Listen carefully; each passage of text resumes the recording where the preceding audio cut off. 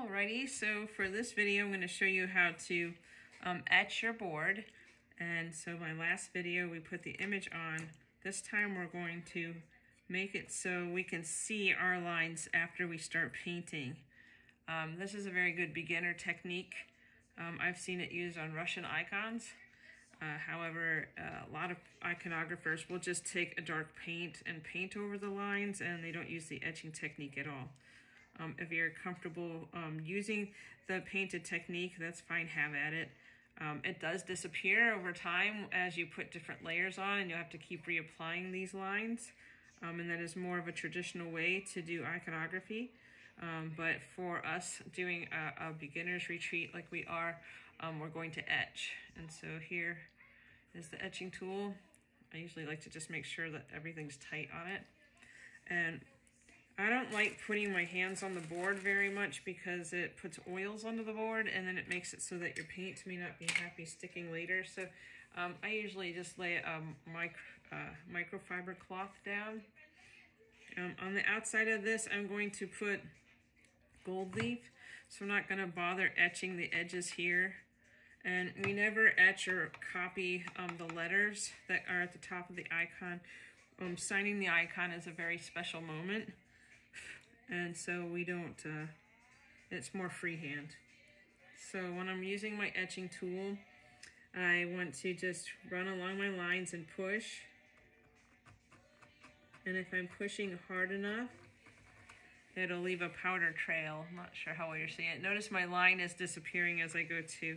If I stay on the line, it'll disappear. If it doesn't disappear, we can sand it later. No big deal. You have to push pretty hard,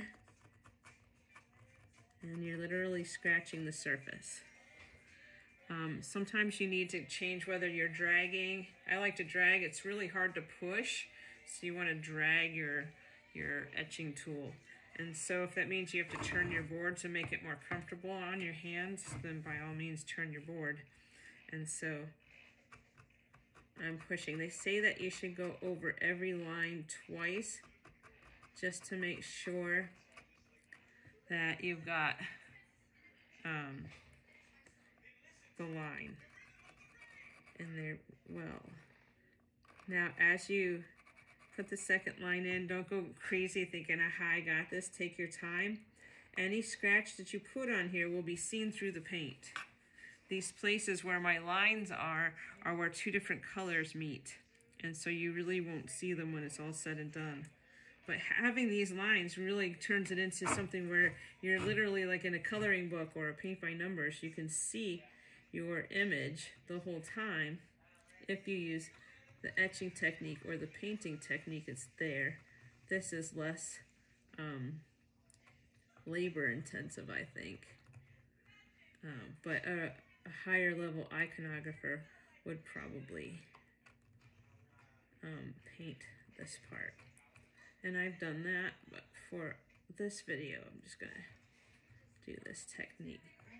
So you just go over the whole board, and I like to dust it as I go, and you can right away do the second line if you want. Go over each spot twice and make sure that you've got a nice groove in there. And then I usually just use my microfiber cloth to wipe off the dust. So you're gonna do this to all your lines. And it's nice, it's kind of meditative. You can pray while you're working. That's what I like to do. And there's no reason to hurry through all of this. Take your time. And do a good job, because these lines are going to be where your colors go. And if you want it to look like the original, then you gotta stay on the lines. So that's how that goes. And I'm gonna do this whole figure again. I'm not gonna do the outline. And if you were doing halos, I would not outline the halo. That's another movie. I'll do a halo in another movie. But so this is what we're gonna do. Just etch the figure, and I'll turn it back on when I'm done. Happy etching. All right, so I've finished etching, and I have places where, you know, I etched in did some creative things that I didn't like where my lines were when I just etched new spots. And so you can follow it to the T. If there's something you don't like, you can fix it with your etching. I do have lines left. You can definitely see Mary's still there. And so what I'd like to do, because some of my colors are light and I don't want any of the carbon paper to come through in my painting, I usually take my sandpaper and I'll sand, just fold it, and sand until the image is gone. And that will get rid of the carbon paper. This is not, I need my 2500 at least. There we go. I don't want to get rid of the outside picture because I want to be able to, I want to see the almond. I want to see where that goes. So I'm just getting rid of the big dark marks with my sandpaper so that I don't see them anymore. You don't have to worry about sanding off your etched things. They'll be fine.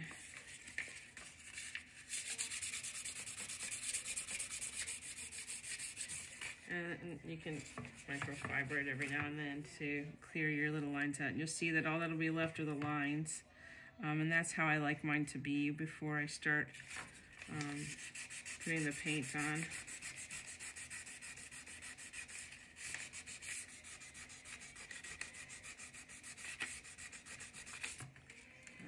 Because I would definitely want to have clouds on the outside of this. And the crown, I kind of didn't follow my lines, so I did my own thing with it. And I want to make sure that I don't see the old stuff. When I'm putting my gold on, I want to be able to see my lines.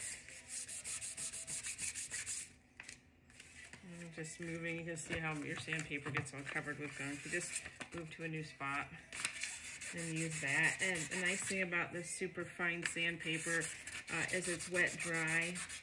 So you can take this and put it under the sink and get it wet and rinse all this off and reuse it over and over again until it dies. Iconography is expensive hobby, so save money where you can. Okay. So now you can see that it's there. There's a spot there that got a little shiny. That's okay. The gesso actually will polish. The more you rub it, the more it will polish. And so I don't go nuts. You don't want to polish it too much now because we want the paint to stick. But now we can barely see Mary unless we like tilt the board and get the light right. See the little gouges. And there she is. She's ready for gold. That's what's next. Isn't that nuts? Okay, pretty simple. That didn't take too long, did it? Okay, so there she is. She's on the board. She's etched. We're ready for gold.